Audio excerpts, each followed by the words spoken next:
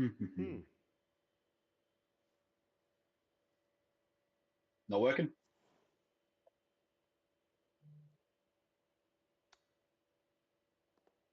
Doesn't look like it. No, No. but it worked yet. Worked yesterday. Yeah. So basically, it should work.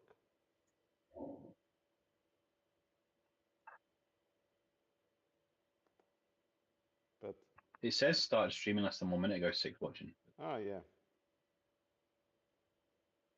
No, we're live. What are you talking about? Jesus Christ, Phil. Wow. Yeah, but I think we have a huge delay now. Um, Hi, Chloe. No, that's literally maybe like 10 seconds or so, Yeah.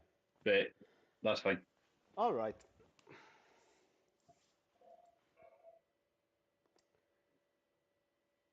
So then, everybody welcome Fuck off. in the No, hold stream. on. Never mind everybody welcome. Never mind blame me. This is What? Phil's technical issues again. Yeah, yeah, Again. I'm sat here waiting. yeah. Yeah, no, it's all to blame on me because I have no idea what I'm doing, and yeah, but it will work out, I think, in the end. I hope so. So, um, what are we gonna talk about today? Today it's gonna be mostly about engine and turbo and upgrades and all the questions you asked us before. I actually have quite a list on all the questions that were asked on, I think, Insta, YouTube, wherever. And so, if you have any issues with sound, please let me know. So maybe we can change something, but I think it should work now. So, should we start with just talking about our cars and or Please, can we just or start? or Jesus.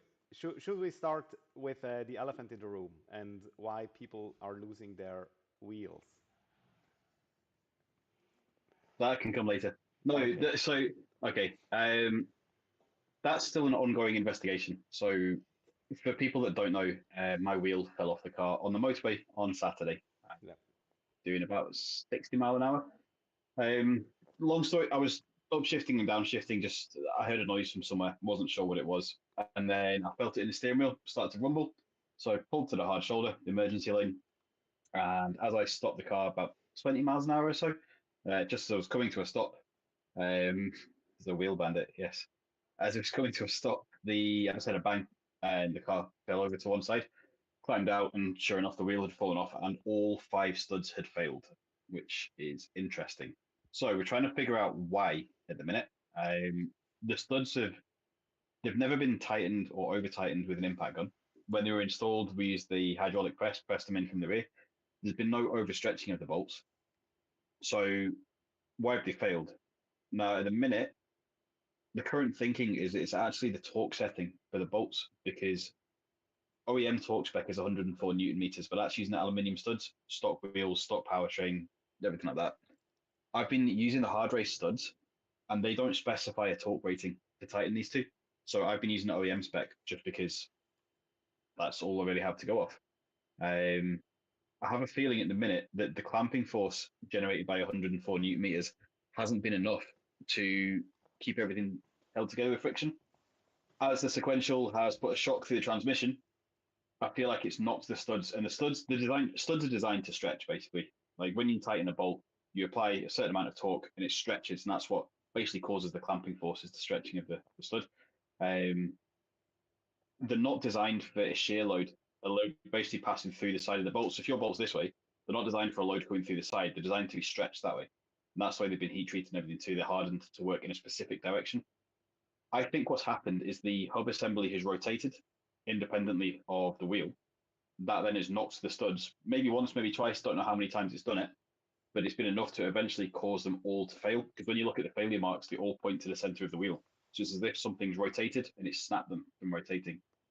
If that's the case, if it turns out the hard race studs, either they're too soft or the torque rating that I was using was too low, that would cause them to move. I don't know yet. I don't want to point fingers, but they were torqued last. I had the wheels off 2 weeks before that, and they were torqued last time the wheels were put on. So don't know what's happened. I'm still waiting for the IVAC studs that you recommended. Get back on the road. There's minimal damage. There's damage to the wing, the bumper, the A-pillar. It's part of modifying cars, unfortunately. There's stuff that I can fix easily enough. I'm very lucky that it didn't end up worse than it was, but yeah, I don't want to point fingers at hard race just yet because I want to give them the opportunity to look at the damage as well. But yeah, who knows? Scary one though. Yeah. Luckily, it didn't happen at the racetrack with a much higher speed. Yeah, exactly. Luckily, I mean, I'd love to say that it's my own driving ability that saved the day as well, but literally, if I had have been 5 seconds slower to move over, then I would have been in the middle of the motorway doing 60 miles an hour when it fell off. So it was a close one, but thankfully, relatively minor damage. It's annoying. It's really fucking annoying, but it can be fixed. As ever, cars can be fixed. I'm fine, but yeah, it's just frustrating. That's all. Just one thing after another at the minute. So, do you want to start with what you have done to the engine or on your engine, or should I start? Yeah, so how in depth do you want to go? Are we just talking turbos? Are we talking power? Are we talking full everything? Full everything. So full everything. Let's start with intake. You have intake. You have your own intake for me, design now. Where is it? Give me a second. Yeah. So let's start. My intake is I have the C-Tech intake. I have that basically from the beginning. Sorry, mate. It's the C-Tech intake, and that's basically everything I used on the car.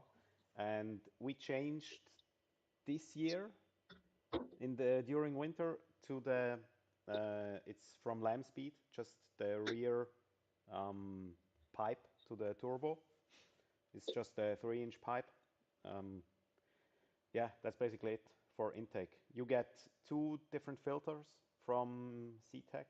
One that's actually a filter, and the other one that's just you can just look straight through. So it's just some big leaves and things, and just big debris racing filter stuff. Yeah. Well, as I say, I've actually taken mine off the car. So this was the first full carbon piece that I made. So the benefits of using the Cybex, we don't need a map sensor. We use the map sensor instead.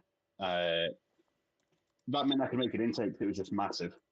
So I didn't need to worry about the diameter. This is 4 inches at one end, 6 inches at the other end, and it's full carbon. I don't know if this will come through with the full data, but yeah, it's fully carbon all the way through, with a big old program filter on the end of it. Now, I have had issues with filters rusting in the past because of the vents in the bonnet. So I've replaced the filter a couple of times, and then I spoke to Program at Shedfest, a show a couple of weeks ago, and they said we have a carbon intake now, an enclosed intake if you want to try that. So that intake now is off the car. That won't go back on. Because I noticed that the air temps, they're 20 degrees higher using an open cone over an enclosed filter. 20 degrees is massive. That's even moving as well. I thought heat soak would only come from sitting in traffic, being stationary, but even whilst moving, whilst on track, like 20 degrees is a big difference. That's huge. So you need a huge intercooler to change that back to stock intake temp. But even then, I have the giant AirTech intercooler, and even that wasn't enough. Yeah. Basically, with intercoolers, like you'll know yourself without teaching you to suck eggs, but your intercooler is a multiplier, basically. Well, not multiplier, but it will drop by a certain amount of degrees, and the hotter air you put in, the hotter air comes out as well. It can't get it back down to ambient temperatures. There will always be a delta between ambient and your inlet temps. Yeah. If you're putting in hot air, you're going to get warm air out of the intercooler. If you want cold air all the way through the system, you'll need to put colder air in. You get colder air out of the intercooler. So yeah, I noticed even with the big AirTech intercooler, 20 degrees is a huge difference. And it just feels nicer to drive, more response in the mid-range and things too. There's a nice Nice throttle response to it now as well, without that heat soak. So yeah, so open filters sound cool.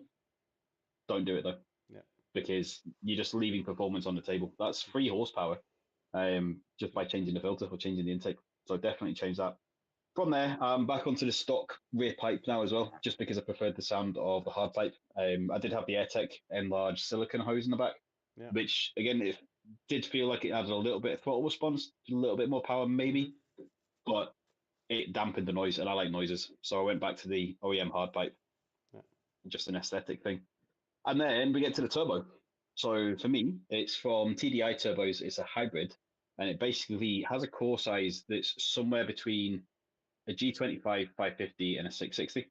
The compressor wheel is fully bespoke. It's a point milled 9 blade, I think it was, compressor wheel. Can't remember the exact sizes. That's about 63 millimeters or something.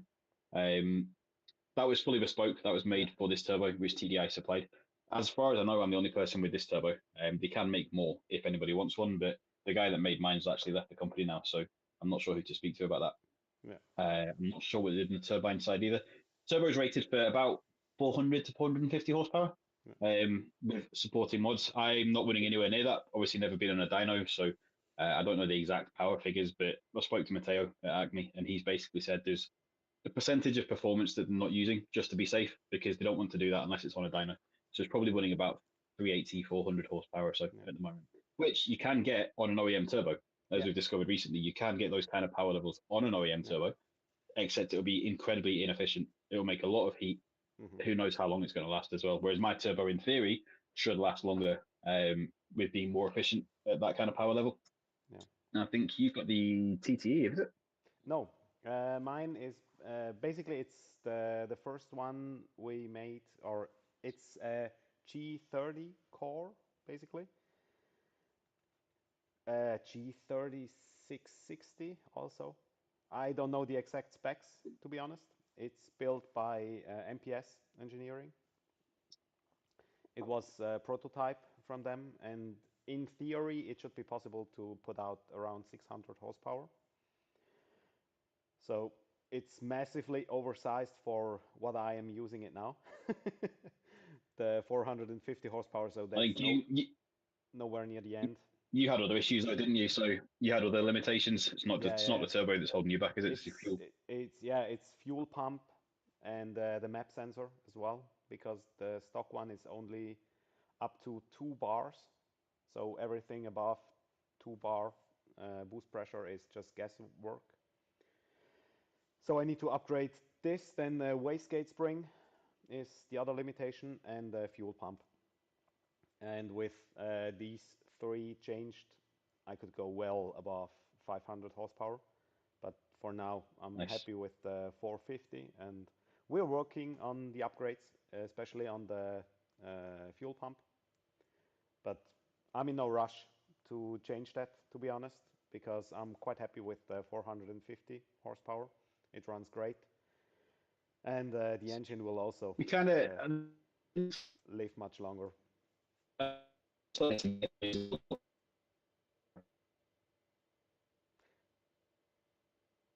And now he's gone.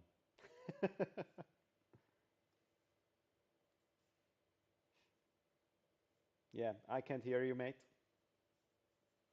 Yeah, now you're back on. Hi.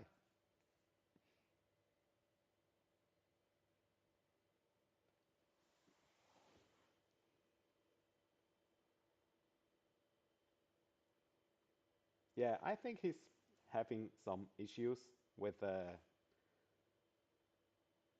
yeah, I think he's coming back. There we go. Can you hear me? Yeah, now he's back. Yeah, I didn't hear you and I didn't see you. Your camera turned black. And again. Well, so maybe.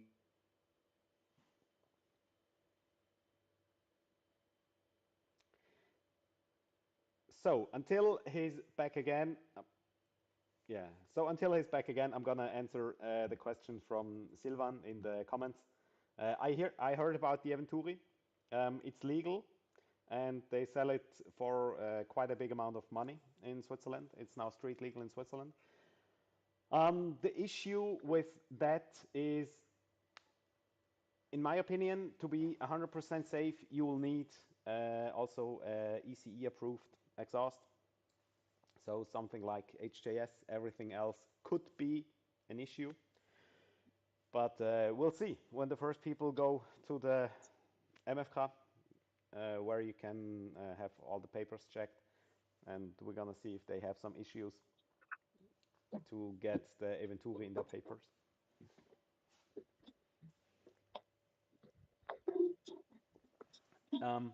But besides Can you hear that, me? yeah. Hello again. I can hear you now, I think.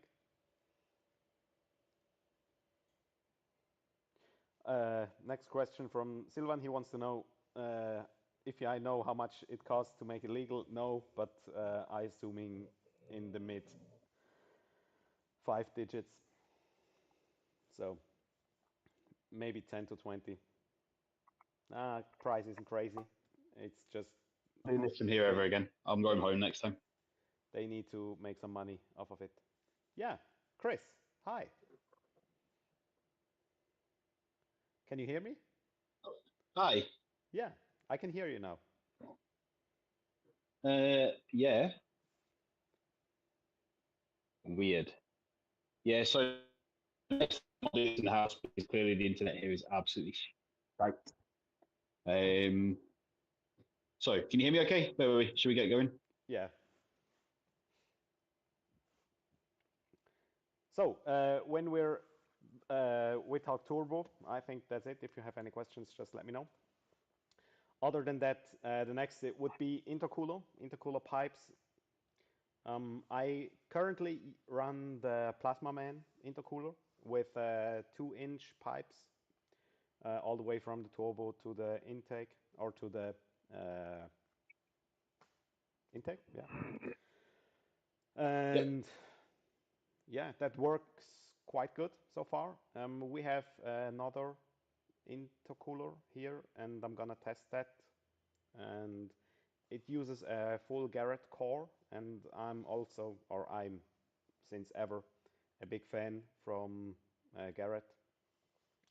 They make awesome stuff, so I want to see how good that intercooler performs, and it looks promising, but you'll see a video about that. You have the big AirTag, right? I do. The gigantic AirTech one. Is it Um, full height? Full height. So it Yeah. replaces the crash bar at the front. The intercooler becomes the crash bar basically. Really? Yeah, and it is strong because that intercooler has been into that hedge with me with my incident last year, and it's still fine. No Yeah. leaks or anything, nothing's bent. So it's quite strong, but it is also quite heavy as well. A significant weight penalty compared to a lot of other products. Thing is with AirTech, like I love the products that they do. I love the guys. I've worked with them on a few things, but they kind of come into the market in sort of the middle to lower end of the price bracket. So you're never going to get the most exotic materials or the lightest intercoolers and things. There's always going to be a compromise there. So if you want to be in the market at something that's affordable, you're not going to have the weight saving, or you're not going to have maybe the performance of the core. So it's something on balance that is probably overkill for what I use. I could probably use a smaller, lighter intercooler. However, I like the products. I like working with the guys, so I'm using it, and it's doing absolutely fine. It's honestly a solid bit of kit. And then I use the AirTech big boost closers as well. So again, Yeah. I think they're 2-inch, same as the ones you've got. Yeah. 2-inch all the way up to the Weld Speed manifold. So I use You have the the Weld Speed. I've got the Weld Speed, which is the cast stainless manifold. Yeah, I know which one. I didn't know It's you used honestly, that. hey, I didn't know. yeah, I did. I skinned mine in carbon fiber, of course. Why wouldn't I? Because Um, why not? of course. The manifold itself, again, World Speed advertised this as being able to run on standard cars without needing a tune. Um, the principles, the engineering principles that Mark's used is to extend the runners. Idea being that extending the runners should increase mid-range torque. It's just airflow principles. The OEM manifold is very, very short runners. Like when you open it and look inside, they're literally like that long, and then it's just a box of air that the throttle body sits underneath. So I can see the logic behind it working. I don't have any verifiable data to prove that it works, but I think Mark said he's going to have some information to release soon. There's some back-to-back dyno testing, so that'll be interesting to see if it does make much difference. Is it the full I think plug it and did. play? Sorry, is it the full plug and play solution?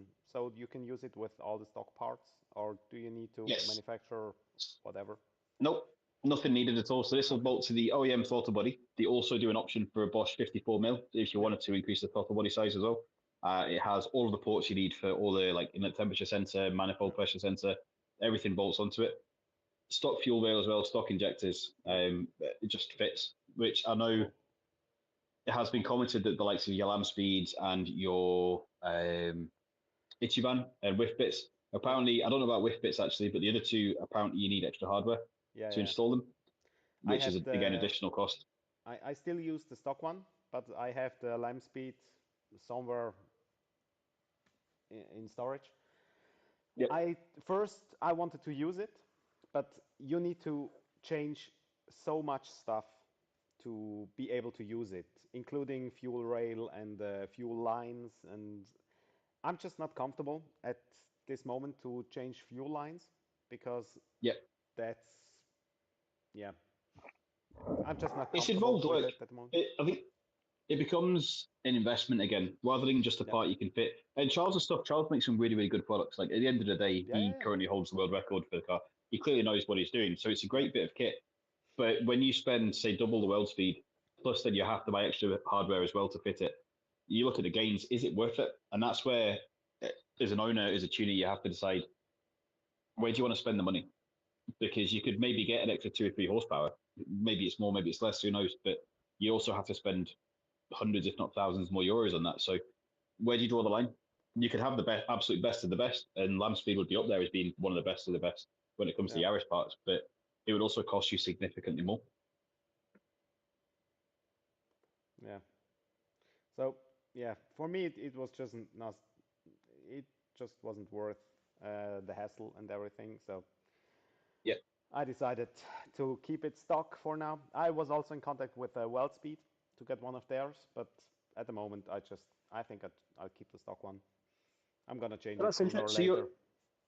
you still have a stock plastic manifold then? Yeah, That's interesting. Then it'd be interesting to see when you increase the boost yeah, how much pressure it can hold. My favorite plastic is obviously there are seams. There are yeah, places like could be weak points that could fail, but yeah, it's interesting that yours is fine. yeah. 'Cause it still makes decent power. And Cool. it was Then also with the stock turbo where we had 380, 390 horsepower and just as much boost as possible. It was quite okay we're and starting with worked. what 2.1, 2.2 bar or something. Yeah, Is yeah. that Was the interesting? turbo at that stage is so inefficient, but Yeah, it's just hot air. yeah, Just becomes a hairdryer. yeah, Okay, so now we've got to the meat and potatoes, the engine. yeah, Um, so mine's a weird one. I fitted the valve springs. One of the first things I did before, and this was back in the days of auto tuner, being the yeah. place to get the car mapped. So I fitted the valve springs, and to this day I regret it. I never did the cams. So I've had the head Understood. apart, had the valve springs done, still on stock cams, and Okay. now I'm like, if I get cams, I have to open the engine again Yeah, to put these in, and I just can't be bothered. yeah, So that's why there's probably maybe 20 horsepower more I can get yeah, by fitting Kelford cams, but I just haven't. Just the valve springs and the retainers, yeah, stock pistons, stock rods, stock everything else inside really. yeah. It's just the valve springs that I've done so far. Touch wood. So far, it's been okay. Okay. Interesting. Yeah, we've done the. I now have the second set of valve springs in it. Camshafts. Sorry. I have the. I changed the valve springs and the camshafts quite early, Mhm. and also I just opted for the drop-ins, which worked perfectly fine on basically a stock engine. Just a little bit more power, but nothing other than that, or not. Yeah, it wasn't Would you, very complicated to tune actually. Um, would you say they're worth doing though? I was under the impression that easy cams, the drop-ins don't give you much by way of power increase. we have just outside is a car we made with stock turbo and everything, and he has 360 something horsepower, also Mhm. with drop-ins, and he has basically the same setup we made on another car, but without the valve springs and the cams, and the difference between these two is roughly 15 horsepower. That's all right. That's not bad then. It's not the exact same setup. They have different intercoolers, but other than that, the difference is roughly 10, 15 horsepower, and Okay. it runs absolutely great. That would be the perfect setup for me if you're racing the car on the road or Yeah. just driving the car on the road. Yeah, So but for now I me, have I don't know which ones they are. It's the I don't know. They have a weird way of naming them. A, B, C, something. yes, you've got the easy in the drop two six Yeah, seven the easy in easy the are drop the in cams, drop-ins, and then you've then got A, two six B, seven A. C, and C are, I think C C is are, the full on drag cams. They're the yeah, high lift big boys. Like exactly. I have they're the big power. B ones for big Yeah. turbo and built engine and everything. Yeah. Okay. Yeah. Um, that's cams. Then we have big injectors, of the port injectors. They are 1,000 cc roughly. Yeah. Same. I think I've got the Detroits, which interestingly I didn't Yeah. actually need them. So Yeah. I know Alberto when he was mapping the car, the issues we were having was when the Detroits, the 1100, the 1000 cc, when they opened, Yeah. you were flooding the engine just Yeah. because of the sheer flow of them. It's really hard to fine tune like small amounts of flow. So because you have big injectors, as soon as you open them, even for a small amount of duty, a Yeah. lot of fuel comes through. Yeah. So he had issues trying to take all the fuel out when those injectors opened. I think I probably don't need them for my current setup. If I go further with them, No. then yeah, definitely. But I think around for 380, 400. yeah, 400 horsepower, you're good with a complete stock fuel system. Yeah, As far as I'm concerned, we had also yeah. a complete stock fuel system with a 400 horsepower, so I that should think be I fine. believe it's only when you go to E85 as well. When you start adding ethanol, Yeah, you need that higher flow. I think that's when you yeah, need your fuel pump plugged out. That's when you need yeah, obviously bigger injectors as well for them, just because of the sheer amount of fuel that you need to flow for that. yeah, But yeah, so lessons learned. But a lot of the stuff I did was quite early in the Yaris scene as well. yeah, Nobody really knew what they were doing with these engines yet. So I was, let's say, had the head open to fit the springs, but at the time, Auto Tuner couldn't tune. I don't know if it still can. I know everyone's moving to Ecutech now anyway, but I don't. I was under the impression that Auto Tuner couldn't time the cams, so I was like, well, yeah, there's no point getting the cams then if I'm going to Auto Tuner it. And then problems happened up here with the garage that did the work, that ended up at Fensport, and it ended up on Cybex. So yeah, maybe I could have put cams in at the time. I didn't know how it was going to work out. yeah. Didn't expect to change the turbo at any point either. So yeah, there's more performance to be found, but for the money and the work to do that, I just don't think it's worth it at this stage. Yeah. Yeah, then I have the IRP rods and pistons. Yep. Um, they have also, I think, three different ones. It's basically the same piston, just different material quality or build Uh-huh. quality, and so also different price range. Um, then I have, then we made a complete closed deck block. It's an open deck block, and then we had with our partner 7mod, they built the engine actually. They machined out the block and pressed in a block guard, kind of like. Yeah. Um, yeah, so it's basically a closed deck engine with a, I think it's HKS, the, how do you say? The The gasket, the steel head gasket. gasket. Yeah, head gasket. Yeah. It's HKS. HKS, yeah. It was the only one available at that time. That was like 1.5 years ago. Yeah.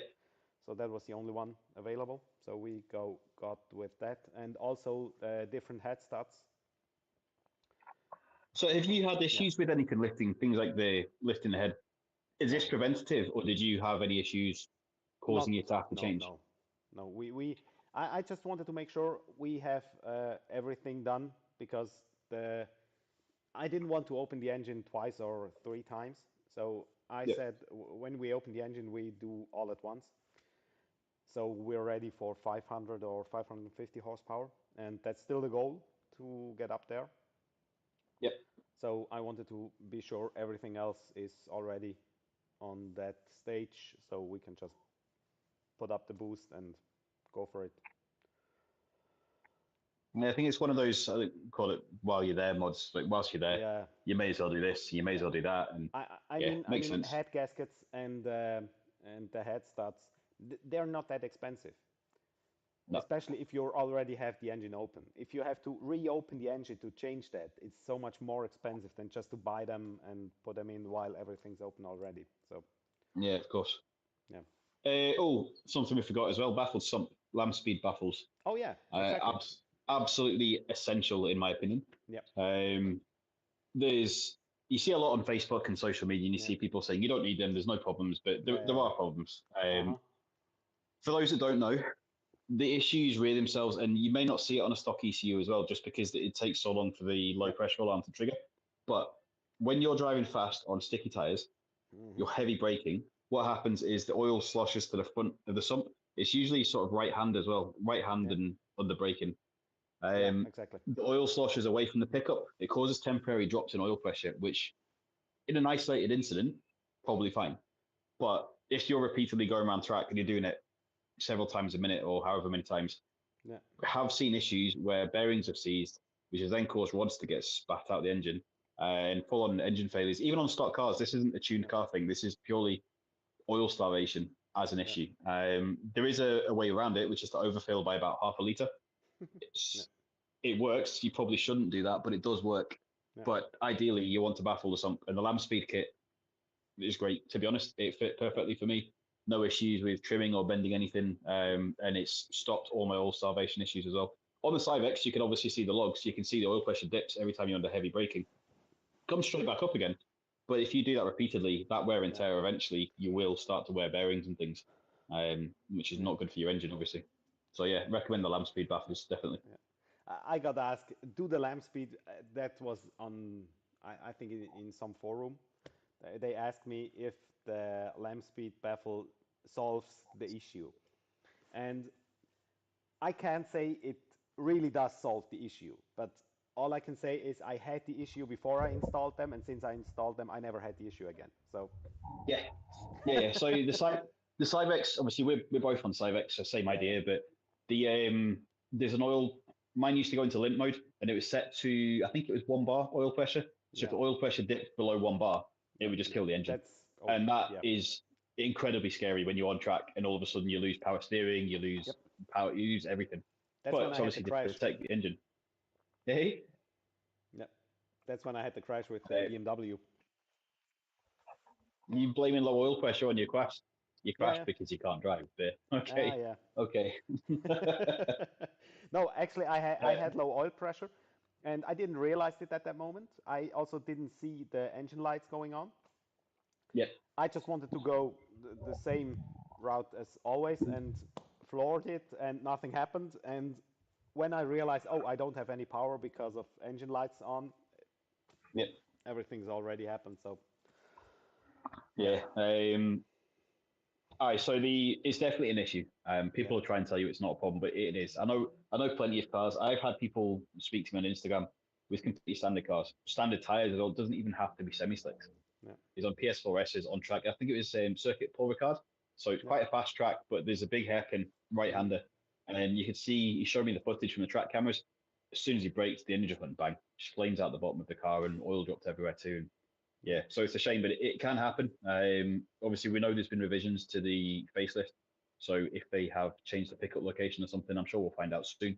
yeah. But yeah, definitely watch it. If you just want to occasionally go on track, don't want to spend the money, at least overfill by half a litre. Just in a maximum line, half a litre on top, you should be okay doing that. Yeah. So then we're there. What's next? Exhaust. Exhaust. Obviously, I have my OEM catalytic converter in place Yeah. because removing that would be illegal. Also, And also the GPF, of course. and the GPF, yeah. Yeah. Obviously, removing any of them is highly illegal. However, I've heard that if you do remove them, it could be worth a fair bit of power. We touched this in episode 1 actually. The Yeah. OPF, the Japanese market doesn't get them, and I think the No. cars make about 10 or 12 horsepower more in standard form purely because they have no GPF. That's immediate restriction in the exhaust, which can be alleviated. Sports cats, downpipes, that kind of thing, you can get decats, but companies in the UK are now getting in trouble for selling them or providing them. So shouldn't really do it, especially thinking about our health now as well. Like we probably shouldn't start sticking these pollutants up our noses and taking cats off. Like they're there for a reason. Yeah. And as much as it makes cool noises and flames and things to take them off, um, it's maybe, I feel like maybe time we started to change our mentality and Yeah. start keeping these things in. You can work around them, you not make as much power, but look after the planet, I guess. I Same mean, with the OPF as well. if you take a look at the back of race cars, if you look at the back of GT3 race cars, if you see them racing and you can see the back of the cars, especially with the Audi R8, it's very good to see, and also the Lamborghinis, you can see them from the back and you Mhm. can see the glowing two exhausts. Yeah, yeah. Rally cars as well. Rally cars have the cat right They in the end have of the cats. exhaust.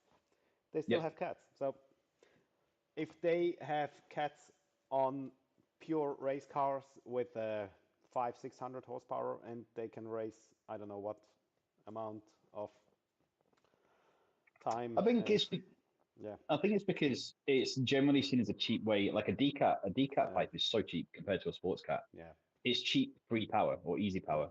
So I think that's why people do it. But as I say, realistically, I think we should maybe shy away from them now. Either spend the money on an HJS or something, on a sports downpipe, yeah, or keep the stock one and work around it and just accept the fact that you maybe make 10 horsepower less. yeah, So yeah, I haven't removed mine. Mine is completely standard still, yeah. as is my GPF. Yeah, I have. I obviously only race on racetracks, so I Yeah. actually have everything out. I have a 4-inch downpipe, which leads into a 3-inch exhaust, where the stock GPF is, and from Mhm. there on it's full 3-inch all the way to the back. I actually talked with a friend of mine to put in when we most likely gonna change the rear diffuser for next season, but that's Mhm. over winter. Then we also gonna change the exhaust because with the stock big exhaust, it's very hard to get working diffuser on the car. So we go kind of like your way with a central exhaust, Yeah. and that will be most likely with a cat, just right at the back of the engine, right at the back of the car, like the rally teams have it. So I think they sound better as well. The two exhausts. This is a purely aesthetic thing. Doesn't do anything for yeah, performance, but something about two exhausts and 3 cylinders. It gives this weird harmonic resonance. I found. I think it sounds better with just a single tip. I don't know what it is. I don't know much about acoustics, but I just think it yeah, sounds better having one exhaust as well. yeah. But yeah, right.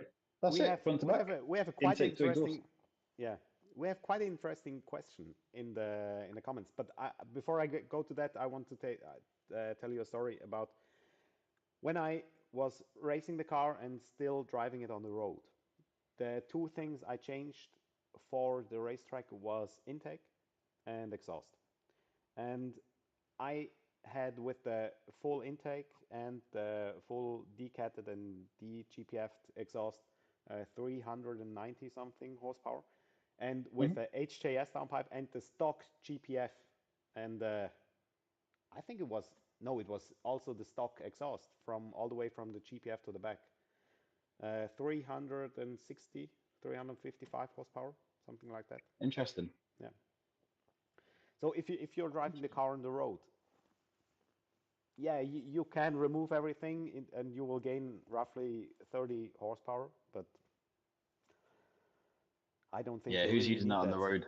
You don't really need that on the road. So the interesting Interesting. question was, do you get high temperature in your fuel in 450 horsepower? And if so, how do you cool it down or ways to cool it down? I'm assuming his name is Mubarak al-Mansouri, so I think he's from a place where it's quite hot. And actually, I had the last Evo I had. It was built for 24-hour races, and they raced the 24 hours at the Nürburgring, and they used NOS to cool the fuel. Interesting. Yeah, they had a complete system with everything, and then just a NOS bottle inside of the car to cool the fuel. And yeah, Interesting. so I think that can be an issue in Central Europe when you're having very long distance races or when it's very, very hot. But I Not don't here. think generally speaking, it's not an issue when you're just at the track day and everything. So, but in the desert, I think that can be an issue because when you have 35, 40 degrees ambient, I think at that stage as well, you're also going to be chasing temps. Like yeah, there's things you could do to make the car run quicker than cooling fuel. Like if you're at the level that you need to cool your fuel down, you're probably at the level that you're chasing absolute tenth of a second, like yeah, top tier racing. Um, it's not something I've ever heard of or dealt with myself, to be honest. But then again, it's also June and it's 10 degrees here, so we don't yeah, we don't have many problems with yeah. that. My biggest issue was last weekend. We had so much rain here, it nearly flooded my workshop. Yeah, it's About been pretty grim. an hour or so more Do you know, rain, and I would enjoy it if one of my issues was that my fuel was too hot. I would actually love yeah, it if that was something that I had to deal with. My issue is it's too yeah, cold. yeah. But I actually don't know other than building a kit with NOS. I have to check. I think I have it somewhere. I haven't sold it actually. I think it must be somewhere. I don't know how exactly they've done it. I think it must be somewhere in storage. I don't know where actually. Maybe I can find it.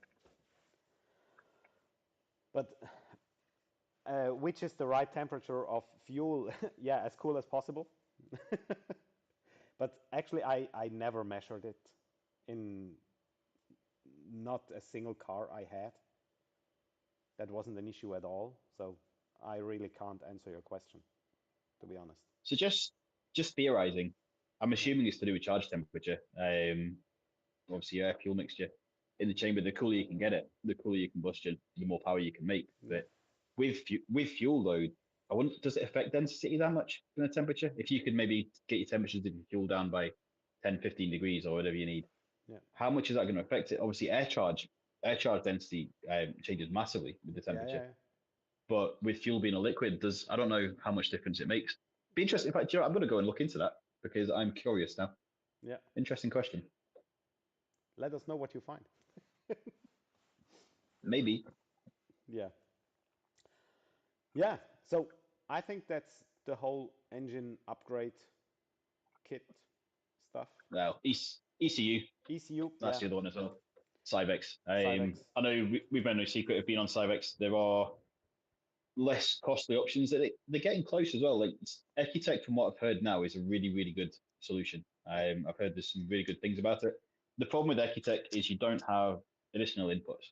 So you don't have things like the ability to add EGT sensors or various temperature sensors elsewhere or pressure sensors or that kind of thing too. So Ecutech is good for a road car, I think, for the stuff you can add. You can Yeah. add toys like pops and bangs and launch control and everything, which is great. But I still think for something that's going to race, the Cybex probably, or Motec as well, Motec. Yeah. they're as good as each other. It's probably going to give you more flexibility in terms of what you need. If you start building a race car that needs things like a PDU, you need aftermarket sensors, you need all this stuff added to it as well.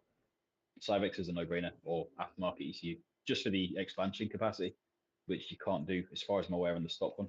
For instance, the X-Shift, I don't know if that counts as engine tuning as well, but it's kind of attached to it. So Yeah. um, with that balloon for mine, rather than having to make additional inputs for the Cybex, we've actually repurposed the OPF and the MAF sensor plugs. And then in the calibration, Mateos changed that to then say, well, actually, this is a gear position sensor and this is a neutral sensor. I can't remember which Hmm. they are now. You can do that with the Cyvex, which you can't do with an OEM ECU, because an OEM ECU, you'll still need your MAP sensor. You still need your OPF sensor. You can't repurpose them. So that's the big difference now. Just functionality, basically, the extra Yeah. things you can do with the Cyvex. They're a lot of money, but I think if you're going to race your car, it's probably worth it. Yeah. I think I actually we had one car here with a Motec, but it was already tuned, and we just changed some other stuff. And yeah, I think there now for me, I had Motec in my last car in the Evo, so I thought, yeah, I'm gonna get the Motec as well for the GR. The only reason at that moment was that I got for the Cyvex and not the Motec was I got a Cyvex in like a week. And when I asked the Motec dealer how long it's gonna take to get the Motec, he was like, most likely 3 to 4 months. But we Mm, can't guarantee that because if some racing team is coming and says we're gonna need 10, 15, 20 ECUs, we're gonna yeah. prioritize them, and you'll have to wait after that. So it can also be 6 months or something. So Wow. that was actually So, so, the main reason I got for the Cyvex. so I think there's a comparison between the two as well. Like one does some things better, the other does some things better.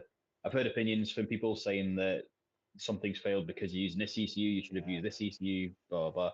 At the end of the day, I think Cyvex in Europe sells probably 10 to 1 in terms of units sold yeah, for aftermarket ECUs. There's a huge amount of support here as well, but the main thing is to find somebody that you trust that can tune a car and use the platform that they want to use. So yeah, in the UK, we have obviously Ryan from Cyvex. We've got the boy's name now. I feel really bad because I've forgotten his name, but Romain, that's it. Romain's really good with Cyvex as well. So yeah, there's guys in the UK that are very good. In Italy, you've got Acme. Obviously, they can tune or pretty much anything you give to them. yeah, They're very knowledgeable too. But if, for instance, you can buy Cyvex, but you don't know anybody that can map Cyvex, you don't trust anybody that can map it, why get the Cyvex? yeah. Then you should go for the Motec if you know somebody who does it that way. So pick what's right for you. Pick what's right for you for convenience, for mapping, that kind of thing. Because I think there's not much between them. They're both as good as each other, as far as I'm concerned. Yeah. I also th I also think they are quite similar, but yeah, they are also quite. Motec was always very, very expensive, and Cyvex was always for me a little bit cheaper, but now they're basically the same. So yeah, I think they can also do the same around roughly I'm ish. sure somebody will come and correct us and tell us that we're wrong and one's better and blah, blah, blah. Cyrex is fine, does what I need to do. Yeah. Do you have any other engine mods? I don't have. I don't think I have any. Um, Carbon fiber engine cover, does that count as a mod? I don't even have Oh, one actually. I don't have a engine cover anymore, or I don't That's in a use bit. it. Too much I work. lost a bit of trim off mine. What else could we have? Engine mounts. Engine mounts count. Oh yeah, I changed mine. They are now nearly solid. These are basically welded to the chassis now. Yeah, but they looked very nice at the beginning when I got them. You're gonna see the video most likely next weekend. You sent me a video of your gearbox mount, I think, wasn't it? Yeah, Yeah. they're quite they looked quite nicely, and when I put them in place just to check if fitment's quite okay, they looked like they're gonna fit nicely. But we had there's one spot we had to re-weld because it wasn't welded all the way through. So we welded. I had to weld it. Then I had it powder coated because it's just raw steel and which is gonna Mhm. rust. So that's that. And when I installed the gearbox side, I realized, oh, we need different bolts because some of the stock bolts don't fit and they don't Hmm. supply bolts. Luckily, I had fitting bolts. Then I wanted to change the other one at the engine side, and that was a complete disaster because none of the stock bolts fit. So you need to get different bolts with a not a hex head. How do you say the six I would edges? Torx, Torx. like No, a no, star would be not Torx bit or not star. Allen. Allen. It's Allen. Allen head. Yeah, because they're so narrow, the hole size. So you need Allen head, and it's not your standard trade. So you need fine treat. I don't know. It's M10. I don't know which exactly it is. 1.25, I think, or 1.5. I don't know. I don't remember. And then you have to measure everything because you need the correct length, and it's not the length of the stock bolts. So I had to order these bolts, and when I wanted to fit it, I realized it doesn't fit because there's two parts matching should match together, and when you lift up the engine a little bit to remove the stock parts and then put the other ones back, it it has not enough range to fit into each other. So we had to cut away like 1 centimeter, 12 millimeters of material, and then re-weld stuff. Ah, that was fun. I think at this point you could have just made your own mounts. Yeah. No, not exactly, because some parts were billet made and others were just welded steel. So yeah, that was Yeah, a lot of fun. I just installed AirTech mounts. Yeah. I Power should have just Powerflex. welded. I should have just welded everything together and be done with it. I've just got the so AirTech lower mount, the torque mount just at the back of the gearbox, and then the gearbox top mount and the engine mount, just yellow Powerflex bushings. Yeah. And they're fine. They seem to do okay just now. I've not noticed any excess movement. I know the lower mount is often cited by people as being fixing like the poor gear changes from second to Yeah. third on the stock box.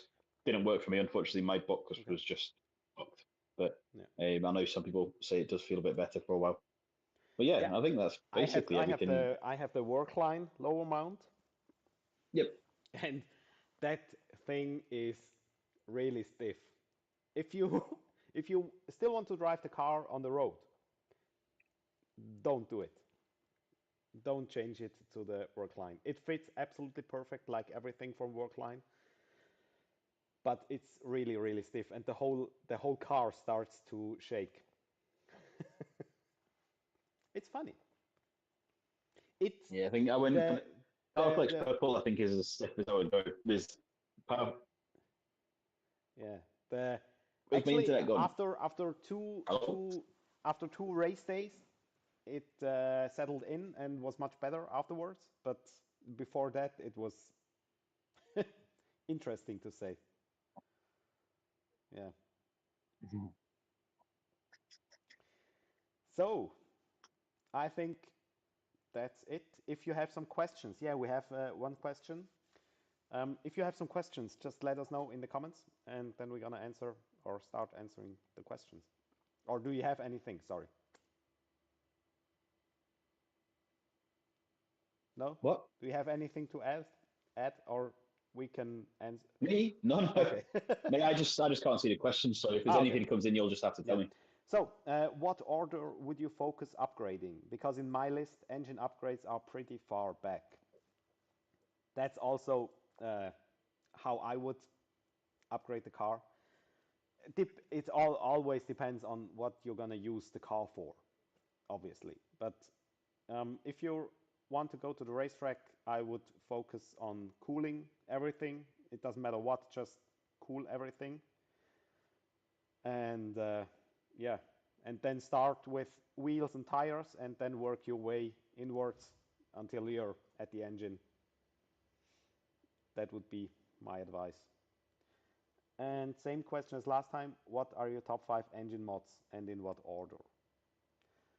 Top 5 engine mods. I think if you've done 5 engine mods, you modded the whole engine. Or if you count rods as 3 mods, then it's gonna take more than 5. 3 rods and 2 pistons. Yeah, yeah, exactly. Yeah, I think honestly, for having the car on the road, just get a tune. I wouldn't do any other crazy mods. Maybe if you really want to race the car but not increase power too much, valve spring and camshafts. I think I would do for noise as well. So intake, exhaust. Yeah, Intakes you won't gain much from. Exhaust a bit of yeah, noise. yeah, yeah. Just for that drama, they're very quiet from factory. Yeah. So that would be my focus. Unless if I knew that was going to go down the road of 500, 600 horsepower, then I would start with valve springs and rods and pistons and baffled sump. But for a road car, it's noise, basically drama. They drive really, really well from the factory. So couple of bolt-ons, intake, exhaust. We're pretty much there then. Intercooler as well, actually. So we have another question. Oh, that's one for you. Speaking of shit gearboxes, like Chris, I have an AirTech torque mount. Helped initially with gear changes, but it seems the box is getting worse, especially second. Actually, you had a lot of issues with the stock gearbox, right? Yeah, I didn't have any issues at all with the stock gearbox. It shifted perfectly from day one until I how changed many? it for the cottage. Cottage. I learned it's cottage. There is. So there's a couple of things, couple of known weak points with them, and I will. People fight with me all the time over this. I know they are because it's come from Toyota Japan. They know there's issues with this gearbox. Yeah. So third gear synchro, the tolerances are too big. So you can actually see on a new gearbox, you can actually move the synchro and there's a bit of wobble to it. Yeah. The problem with third gear is you have to pace your gear changes. So if you try and change quickly, going from second up to third, it'll grind. The more you grind it, the more you wear the synchro, the worse it gets. And then over time, obviously, just progressively gets worse and worse and worse. Second gear, there is an issue with the detent springs, which detent spring is the part that holds it in gear. So what happens is when you put it into second, you lift the clutch up, it pops back out of gear.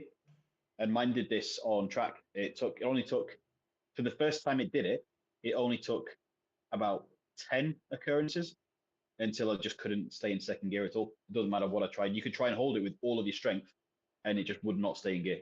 I think that Wow. Charles Lamb Speed said they have a revised part. They can do a modification, but you'd have to send the gearbox to Australia to do that. So obviously that's not convenient to do that. And that's why I ended up with the X Shift, because I was looking at gearboxes thinking I could get a used OEM gearbox for a couple of £1,000. But what if I have the same issues? And my car has done 40,000 miles now as well, 50,000 kilometers. So it's done a fair amount of kilometers. So if I get another gearbox, am I going to have the same problems? And that's when I went down the sequential route, because at least that way it's stronger in a lot of areas. So yeah, OEM gearboxes aren't great. I will never say a good word about them because I've heard of a lot of issues. These people start with the grinding. I have been through the lower gearbox mount, upper gearbox mount, various bushings. I've changed the cable ends for rose jointed cable ends, like uniball cable ends instead of the rubber bushes. I've changed shifter. I've changed short shifters. I've changed shifter cage mounting things and what are they called again? The bushes that it mounts to the floor in the car with. I've changed all sorts, and every single time you thought that was it, that's it sorted now. Adjusted the cables as well. I had it at Toyota to adjust the cables. Every time I thought that's it fixed, and then you'd be driving the car past somewhere, change from second to third, and you think, shit, still doing it. So it seems to be a temporary fix, but fundamentally, I don't think the gearboxes are very good. The only thing you can do is treat them with care, change gear a little bit more slowly, which is frustrating because if you're racing a Volkswagen Golf away from the traffic lights, you want to beat him, but you can't. You'd have to take your time changing second to third because you will start getting issues with that. It's a shame because I think it's a big letdown for the car, but yeah, just look after it and it'll treat you well. But if you try and drive fast and push it all the time, every time you grind that synchro, you're causing more damage to it and it'll just get worse. Yeah. So the next question is, About oil radiator, I think an oil cooler, right? In all pictures, it looks like it's going to interfere with other stuff. On the right side, it's under the intake, increasing temperatures. Middle, it's behind the radar. And I've never seen anybody put it on the left side. I think he's talking left side is on your right side from a driver perspective. Because he said on the right side, it's under the intake, so that's on the left-hand side if you're from a Yeah. driver perspective. Yeah. I'm a little bit biased on that because we built our own kit. Yeah. One of the reasons was I think you can't have too much oil cooling, and every oil cooling kit I have seen up to the point where we developed our kit either didn't have how do you say thermostat, or used just a very small cooler, and so that's why we came up with our solution. And I wanted to have one that's just above the intercooler because I didn't want to have an intercooler like yours, which goes all the way up. I don't know, what oil temperatures do you have on track? At peak is now about 105, 106. Okay. But the oil cooler for mine sits on top of the intercooler. So the intercooler covers maybe 2/3 of the radiator, and the oil cooler sits on top. Yeah. But it's like that wide. It's a big oil cooler as well. Yeah, it's and it also sits just right behind the radiator, right? In front. Radar. No. So when you look at the front grille, you've got the intercooler space, you've got the number plate, and then there's a gap above that, so it sits above the number plate. Ah, all right. And it's full width. Okay. Yeah. So I didn't want to have anything that covers too much of water temp or water radiator, because I didn't want to interfere with having cool air at the radiator. So we just came up with the solution to use an intercooler that's stock height, and with the oil cooler just right above it.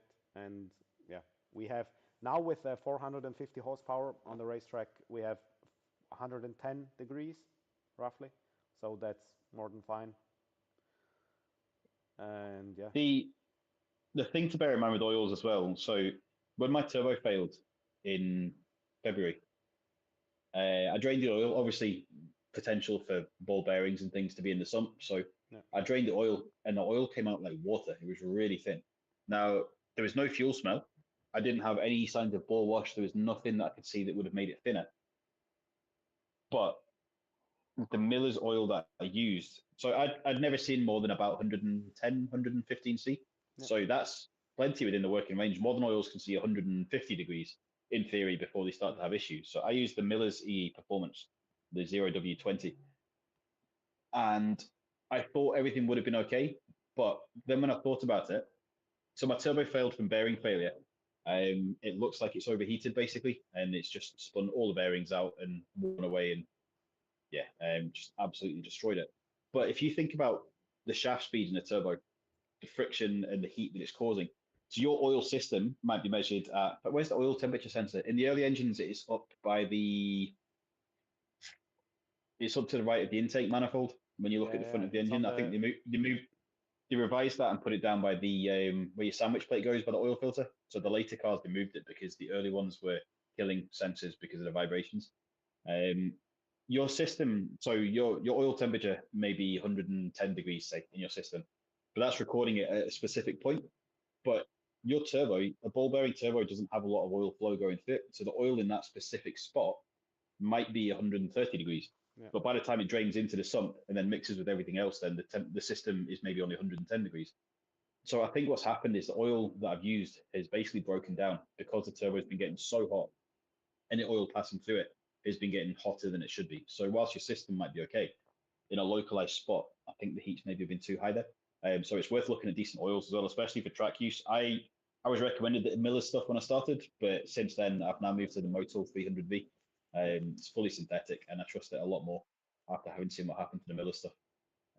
So yes, I don't know how long it took for the oil to become that thin, because I change my oil every 4,000 miles or so, like every 6,000 kilometers. I don't know when it's gone like that, because the last oil change wasn't like that either. But if it's that thin and then it's got hot and then it's gone through a turbo that's screaming at 2 bar of boost, then it's no wonder the bearings. You change oil for something reliable, respectable, I'd say. Yeah. Yeah, I can agree. So, if there aren't any more questions, I think we're gonna wrap that up today. It's also, it's well over an hour Oh, now. Anything to add? me? Yeah, No, my internet's cutting out again, so it's probably a good time to wrap it up. all right. So, thanks everyone for watching, and thanks for the comments and questions, and have a nice evening. See you next time.